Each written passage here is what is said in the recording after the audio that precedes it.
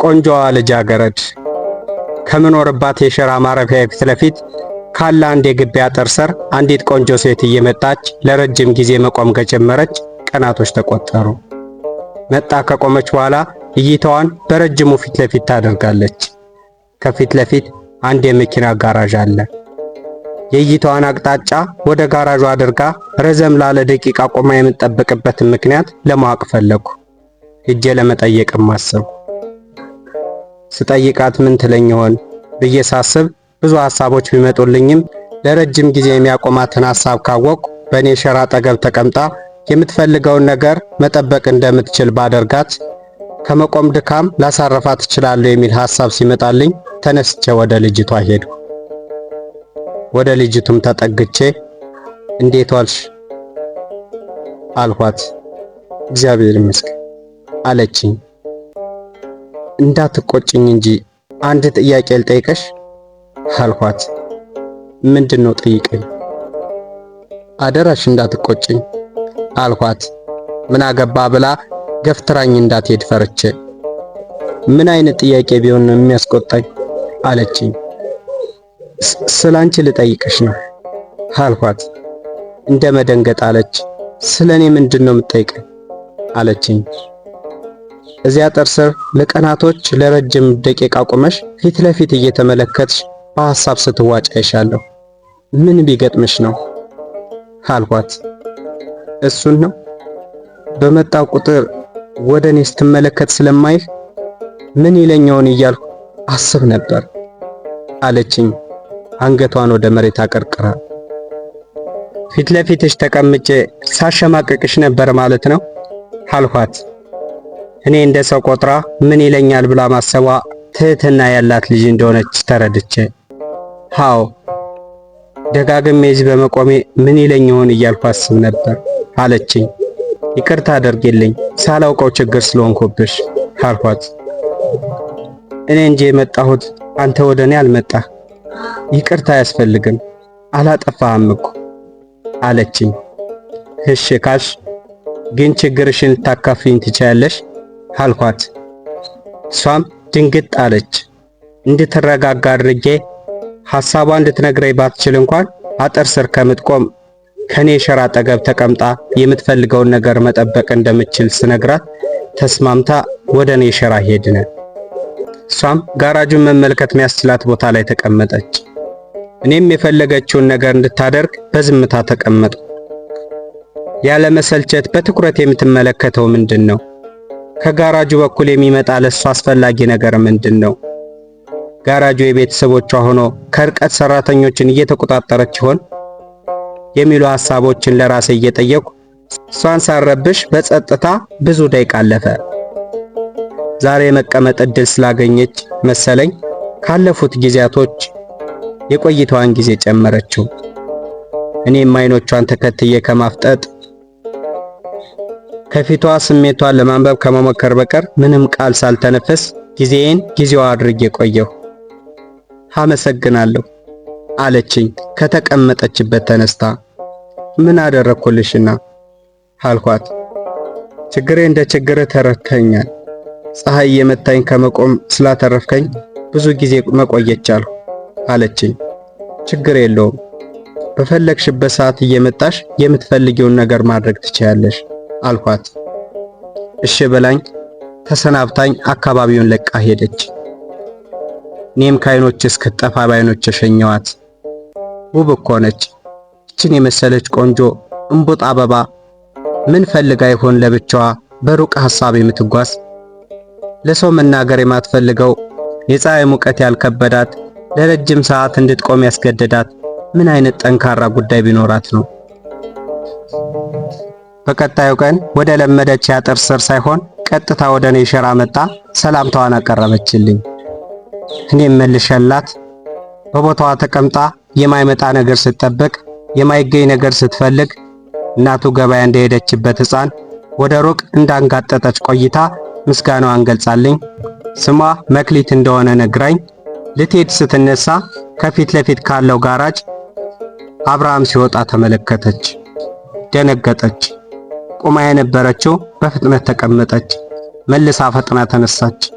እየተርበተበተች ተሰናብታኝ ጥላኝ ሄደች። አብርሃምን ስታይ ለምን ደነገጠች? በቅርብ የምታውቀው ሰው ሆኖ ነው? ምናልባት ወንድሟ ሲሆን? ብቻ ከአብርሃም ጋር አንድ ነገር ሊያገናኛቸው የሚችል ነገር እንደሚኖር ባስብም ስለ ሁኔታው እንድጠይቃት ሳትፈቅድልኝ ፈጥና ሄደች። አብርሃም በጣም መልካም ሰው ነው። ከፊት ለፊት ካለው ጋራጅ መካኒክ ሆኖ መስራት ከጀመረ ቀናቶች አልፈዋል።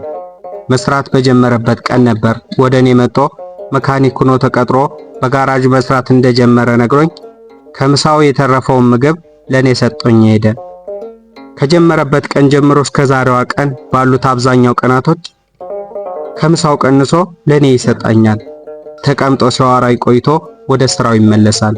መክሊትና አብርሃም በትህትናቸው ይመሳሰላሉ። የኔ አለባበስ ሆነ አኗኗሬ ለሰው ከሚሰጠው ክብር ያነሰ እንዳልሆነ አሳይተውኛል። አብርሃም ዛሬም ያው እንደለመደው ከምሳው አትርፎ ለኔ ይዞልኝ መጣ። ትላንትና ዛሬ ደግሞ የምታጫውት ቆንጆ አግኝተሃል አለኝ። አዎ ብቻ የሆነ ሐሳብ ውስጧን የሚረብሻት ይመስለኛል አልኩት። እዚህ ከመቀመጧ በፊት እዚያ አጥር ስር ቆማያት ነበር አለኝ ወደ አጥሮ በእጆቹ እያመለከተ። አዎ አንተም ታያት ነበር አልኩት። ፊት ለፊት አይደል ማየቴ መች ይቀራል ብለህ ነው አለኝ። ግን ምን ሆኜ ነው አለች ሲለኝ አልነገረችኝም። ብቻ እንዳየሃት መጣ ተቀምጣ ወደ እናንተ ጋራጅ በኩል በትኩረት ስታይ ቆይታ ትሰናበተኝና ትሄዳለች አልኩት። እንዴት ናት? ቆንጆ ነገር ትመስላለች አለኝ። በደንብ አላየሃትም? በጣም ቆንጆ ነች። በዚያ ላይ ትህትናዋ አልኩት። እኔም አቀርቤ አላየኋት። ብቻ ከርቀት ስትታይ ቆንጆ ትመስላለች። ቀርቤ ችግሯን ልጋፋላት አንተ ትፈቅድልኛለህ አለኝ። በልረፍ እኔ ማላውቀውን ችግር አንተ እንድትረዳት የምፈቅድልህ እንዴት አድርጌ ነው አልኩት። አረ ለጨዋታው ድምቀት ነው። እኔ ለራሴ የኔን ችግሮች ከኔ ለማራቅ ተፍ ተፍ የሚል ሰው የሷን ችግር በምን አቅሜ ልጋራት እችላለሁ ብለህ ነው? አይሆን አንተ አግዛት አለኝ። አንተ ልታግዛት ያልቻልከውን ችግር እኔ ማገዝ የምችል ይመስላል አልኩት። ይመስለኛል ልትረዳት እንደምትችል ባታምን ኖሮ ከለመደችው አጥር ስር ወደ አንተ ቦታ አትመጣም ነበር አለኝ። አሁን የሁሉ ምክንያት መደርደር የምትችለውን ነገር ልጅቱን ላለማገዝ ነው አልኩት። የኔን እርዳታ ፈልጋ ጋራጅ አልመጣች። የመጣችው ወደ አንተ ነው። እዚያው ተወጣው እንግዲህ አለኝ በለስላሳ አንደበቱ።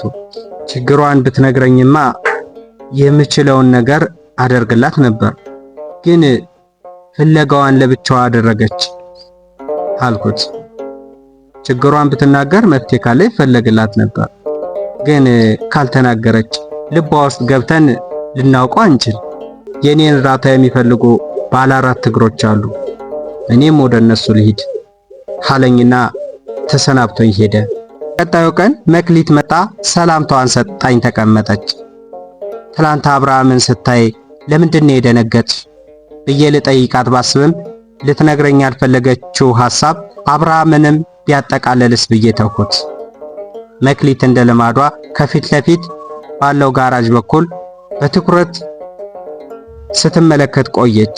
ትላንት አለችኝ አንገቷን እንዳቀረቀረች።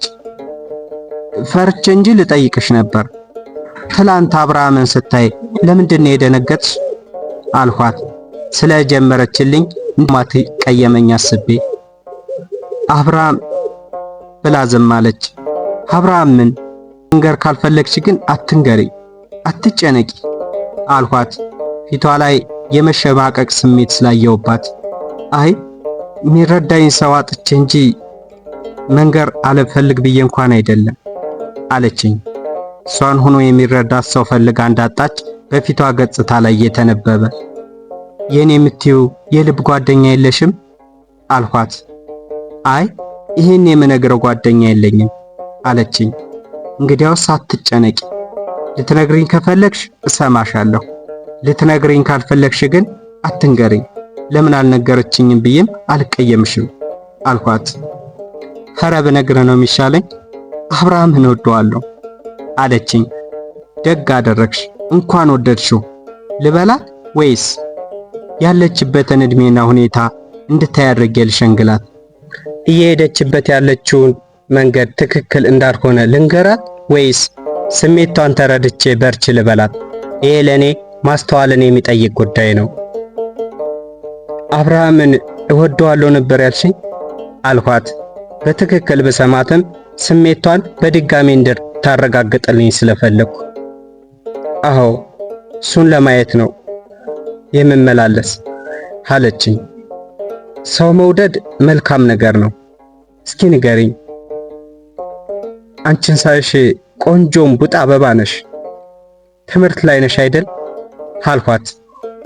አዎ የ10ኛ ክፍል ተማሪ ነኝ አለችኝ። ጎበዝ፣ ከ2 ዓመት በኋላ የሀገር አቀፍ ፈተና ተፈታኝ አልኳት። እሷም አዎንታዋን ገለጸችልኝ። ከአብርሃም ጋር ስላላት ግንኙነት ስጠይቃት እሷ እንጂ እሱን እንደምትወደው እንኳን እንደማያውቅ ነገረችኝ።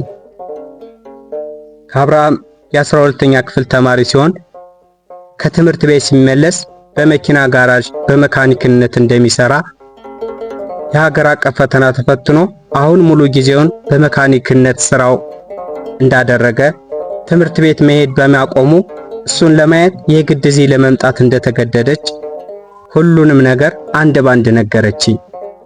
እኔ ግን ባለጌ ነኝ አይደል አለችኝ ድንገት ንግግሯን አቋርጣ። ምኑ ላይ ነው ያንቺ ብልግና? አብርሃምን መውደድሽ ነው ወይስ ያለሽበትን እድሜ መርሳትሽ አልኳት በጥያቄ ራሷን እንድትፈትሽ ፈልጌ። አብርሃምን መውደዴ፣ እሱን ለማየት ስል እዚህ እየመጣው መቆሜ አለችኝ አንገቷን አቀርቅራ መሬቱን እየተመለከተች። እኔ ምልሽ አብርሃም መውደድሽን አውቆ ቢስማማ አንቺን ቢወድሽ ከዚያ ምንድነው የሚሆን ብዬ ጠየቅኳት። ከዚያማ ትምህርታችንን ጨርሰን ስራ ከያዝነ በኋላ ተጋብተን አብረን እንድንኖር ነው መፈልግ አለችኝ የወደፊት ተስፋ ፊቷ ላይ እየፈነጠቀ። ግን ትምህርታችሁን ሳትጨርሱ ስራ ሳትይዙ ክብራችሁን አታጎድፉም? ቆሽሻችሁ አትገኙ አልኋት። አልገባኝም፣ ምን እያልከኝ ነው አለችኝ በተናገርኩት ሐሳብ ተወዛግባ። አየሽ፣ አንቺ አብርሃምን ለሩቅ ዓላማ ተመኘሽው። የእሱ ሐሳብ ምን እንደሆነ አናውቅም። አሁን ደግሞ ያልሁሽ ክብረ ንጽህናሽን፣ ድንግልናሽን ከጋብቻ በፊት ማጣት የለብሽም ነው።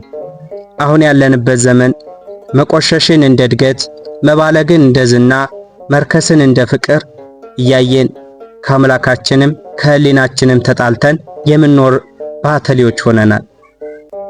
እና ራስሽን ጠብቀሽ ለመኖር አስበሻል ወይስ አብርሃምን ካገኘሽ ከትዳር በፊት ክብርሽን አጠሽ መቆሸሽ ትፈልጊያለሽ አልኳት ትኩር ብዬ እያየኋት። ኧረ እኔ አልፈልግም፣ ግን የምንጋባ ከሆነ ቀድሜ ድንግልናዬን ብሰጠው ብልግና ነው አለችኝ። አዎ፣ ከባድ ጥፋት፣ ከባድ ብልግና፣ ከባድ ውድቀት። ነገ ሌላ ቀን ነው አይደል? ዛሬ የተዋደዳችሁ ማትለያዩ ቢመስላችሁም ጸብ መጥቶ ብትለያዩ፣ አንቺም ሌላ ወንድ እሱም ሌላ ሴት ብታገቡ ክብረ ንጽህናሽ፣ ድንግልናሽ ለማይገባው ሰው ተሰጠ ማለት አይደል አልኋት። ከትዳር በፊት ክብረ ንጽህናን ማጣት ለኃጢአትም ለጸጸትም እንደሚዳርግ እንድትረዳው አሁን በደንብ ማሰብና መዘጋጀት እንዳለብኝ ተረድቻለሁ አለችኝ። ሰውን መውደዱ ሳይሆን ወደድሁ በሚል ምክንያት የሚመጡ አላስፈላጊ ድርጊቶች ናቸው ባለጌ የሚያደርጉን። ተረዳሽ አልኳት። አዎ ተረድቻለሁ። አሁን ግን ልሂድ አለችኝ። ሂጂ፣ ለብቻሽ ሆነሽ ከነገርኩሽ ውስጥ የሚጠቅመሽን ልትወስጂ የማይጠቅምሽን ልትይ በደንብ አስቢበት አልኳት። መክሊት ተሰናብታኝ ሄደች። ከመክሊት ጋር ያነሳዋቸው ሐሳቦች ነገ ጥንቃቄ ሊጠቅማት ይችላሉ ብዬ እንጂ የወደዱትን ሰው በሰው ምክር አለመውደድ እንደማይቻል ሳልረዳ ቀርቼ አይደለም። መክሊት ተሰናብታኝ ከሄደች ጀምሮ አብርሃም ወደ እኔ እስኪመጣ ቸኩያለሁ። የሚሰጠኝን ምግብ ለመብላት ሳይሆን የሱን አስተሳሰብ ጠይቄ እንድረዳ ነው የቸኩለው። አይኖቼን ደጋግሜ ወደሚሰራበት ጋራዥ ብልክም አብርሃም ወደ እኔ ሳይመጣ የምሳ ሰዓት አልፎ ከስራ መውጫ ሰዓት ደረሰ። ከስራ ሲወጣ ለማውራት ፈልጌ ወደሱ እየተጓዝኩ እያለ የጋራዡ ባለቤት በሞተር ይዞ ሲወጣ አየሁ። ዛሬ አጥብቄ መፈለጌ ነው እንዳላገኝህ ያደረገኝ ብዬ ታዝቤ ወደ ቦታ የተመለስኩ። በቀጣዩ ቀን መክሊት አልመጣችም። ስላልመጣች አሳሰበኝ። ለኔ የሆነችውን ነገር ስለነገረችኝ ይሆን ያልመጣች? ልጅቱን ከጉዳቷ ላላድናት ሌላ ጭንቀት ሆንሁባት ማለት ነው። መቼም የነገርኳትን ነገር ተምራበት ይቅርብኝ ብላ እንደማትቀር ግልጽ ነው በሚለው ሐሳቦች ራሴን እያወያየሁ ሰዓቱ ሄደ። የመክሊት አለመምጣት ለብዙ ሐሳቦች መንሸራሸር ምክንያት ሆኖኝ እያለ አብርሃም ከምሳ የተረፈውን ምግብ ይዞልኝ ሰላምታውን አቀርቦልኝ ተቀመጠ። ትላንት በጥብቅ ፈልጌ ነበር አልኩት። ምን ነው የሚበላ አስፈልጎ ነው አለኝ ርኅራኄ በተሞላበት ድምፅ። አይ አይደለም፣ ላዋይህ የምፈልገው ነገር ነበረኝ አልኩት። አስቸኳይ ነበር አለኝ። ብዙ ባይሆንም በትንሹ ነበር። የትናንቱን ተወውና ስላንተ እኮ ነግረኝ አታውቅም፣ ልትነግረኝ ትችላለህ አልኩት። ትላንት በመቅረቱ ማሰብ እንደሌለበት በመግለጽ ስለኔ ምን ልንገርህ? ተማሪ ነኝ። የ12ኛ ክፍል ሀገር አቀፍ ፈተና ተፈትኛለሁ አለኝ። በዚያ ላይ ደግሞ መካኒክ። ጎበዝ ልጅ ነህ አልኩት። ወደ ዋናው ሐሳቤ ለመግባት መንደርደሪያ ስላገኘው። እነኝ ብለህ ነው? ኑሮን ለማሸነፍ ተፍ ተፍ ማለት ግድ ሆኖ እንጂ በመማሪያ ጊዜ እንደ አብዛኞቹ ተማሪዎች መማር ብቻ ቢሆን ስራዬ ደስ ይለኝ ነበር አለኝ። የውስጡ ሐሳብ ገጽታው ላይ እየታየ እና ጎበዝ ያደረገህ እኮ ከአብዛኛው ተማሪ ተለይተህ ከትምህርትህ በተጨማሪ የመካኒክነት ስራን መስራት በመቻለ ነው አልኩት ጥንካሬውን በመግለጽ። የመካኒክ ስራዬን ለመጀመር የስንት ሰው ፊት ገርፎኛል። ዛሬ ግን ታዲያ ናከኔ የሚባል ምርጥ መካኒክ ሆኛለሁ አለኝ። እና ጉብዝና ማለት ይሄ አይደል? ታዲያ ትምህርት ላይስ እንዴት ነህ ስለው ምንም አልልም። ከ1 እስከ 3 ለመውጣት እሞክራለሁ። ከእነሱ ውጭ ወጥቼም አላውቅ። ሕይወት መክበዷ ጠንካራ ያደረገችኝ ሁሉ ይመስለኛል። ከትምህርት ተመልሼ ወደ መካኒክ ስራዬ ብሰለፍም ማታ ጥናቴ ላይ አተኩራለሁ አለኝ። ሲያወራ በተሰጠው ዕውቀት የመኮፈስ ስሜት አይታይበትም። እውነትም ጎበዝ ልጅ ነው። ስለ ነገው አብዝቶ ያስባል። የነገ መድረሻውን ዛሬ መንገዱን ለማስተካከል ይጥራል። ራሱን በራሱ ለማስተዳደር በመቻል ቤተሰቦቹ ላይ ሸክም ላለመሆን የሚያደርገው ጥረት ጥንካሬውን አዳብሮታል። እንደው ይሄ ትምህርት ቤት እኮ ብዙ ነገር ያስለምዳል። የሴት ጓደኛ ለመያዝ አላሰብክም አልኩት እያመነታው። የኔ ሕይወት ለቅንጦት ሚሆን ቦታ የለውም። አፍቃሪ ነን በሚል ሐሳብ የተወሰኑ ተማሪዎች ከትምህርት ውጤታቸው ሲቀነሱ ስላየዋቸው ከዚህ ነገር ለመራቅ ከሴት ተማሪ ጋር እንኳን ጊዜ ሰጥቼ አውርቼ አላውቅም አለኝ። እንዲያው ከርቀት አይተህ ጓደኛዬ በሆነች የምትላት ሴት ገጥመህ አታውቅም አልኩት። እኔም ኧረ ጨዋታ ብዙ ጊዜ ግን ያለውበትን ጊዜ አስብና ተሳስተሃል ብዬ ስሜቴን ከሐሳቡ እንዲመለስ አደርገዋለሁ አለኝ። ከጠበቅኩ በላይ ጎበዝ ልጅ ነህ። ስሜትን ተቆጣጥሮ ነገሮችን መከወን መቻል ጉብዝና ብቻ ሳይሆን መታደልም ነው አልኩት።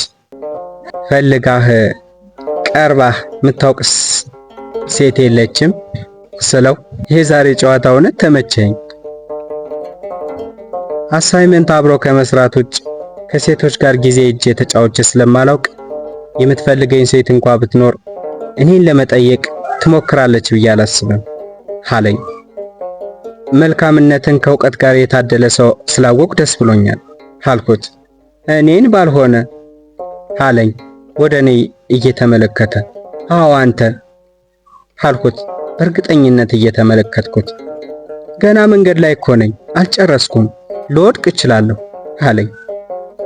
እኛ የምናውቀው ያለፍነውን ትላንትንና ዛሬን ነው። ነገማ ሌላ ቀን ነው። በነገ ማንነት አንተን መግለጽ የሚችል ፈጣሪ ብቻ ነው አልኩት።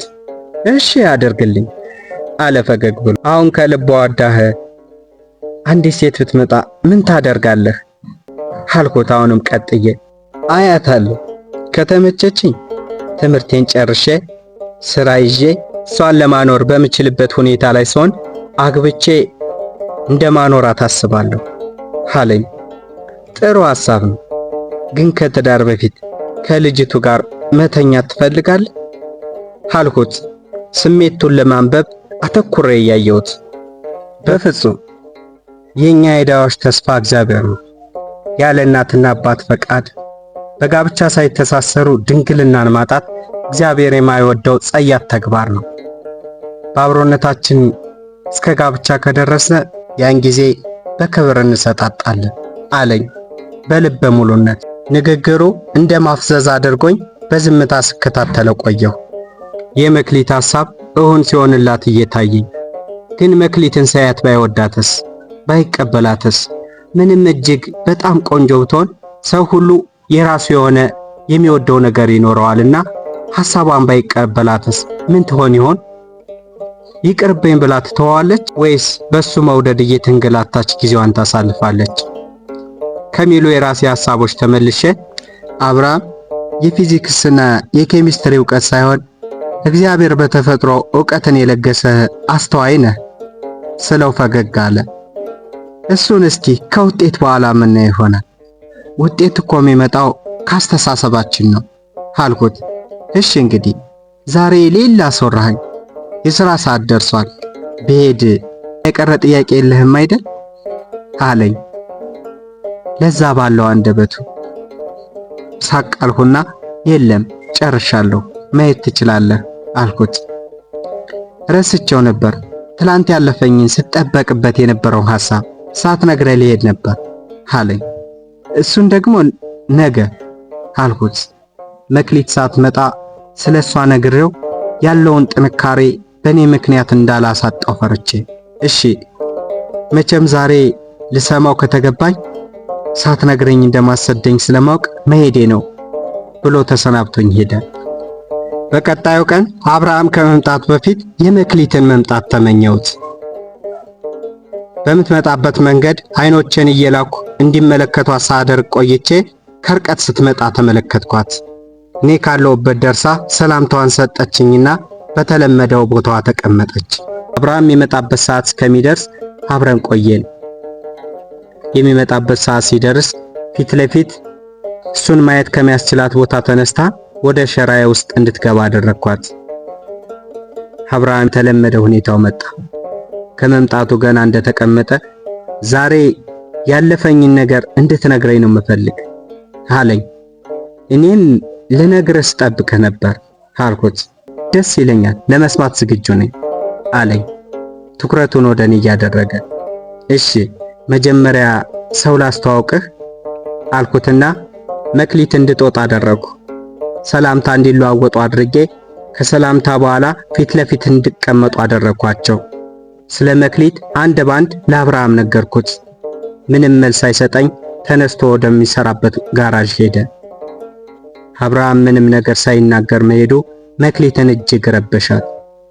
በብዙ ቃላቶች እሷን ለማረጋጋት ሞክሬ ነገ ሲረጋጋ በደንብ አናግሬው ምላሹን አውቃ የራሷን ውሳኔ መወሰን እንዳለባት አስረድቼ በተሰበረ ስሜት መክሊት ሄደች። ቀጣዩ ቀን ጠዋት ከሥራ ሰዓት ቀድሞ አብርሃም ወደ እኔ መጣ። የቆንጆዋን ልብ ሰበርኩት አይደል አለኝ። እንደነገርኩህ መውደዷ ከልብ ነው አልኩት። እኔም ግራ ገባኝ እኮ ሳያት በውበቷ እጅግ ተማረኩ። አንድ ትምህርት ቤት ከተማርነ እንዴት አላውቃትም አለኝ። አንተ ለደብተርህና ለምትጠግናቸው መኪኖች ልብህን ሰጠህ? የሴት ውበት እንዴት ይታይሃል? አልኩት ፈገግ ብዬ ነገሩን ቀለል ማድረግ እንዲችል። አይ እችን የመሰለች ቆንጆ ለወደፊት የትዳር አጋሬ በጣም ነው የምታስፈልገኝ።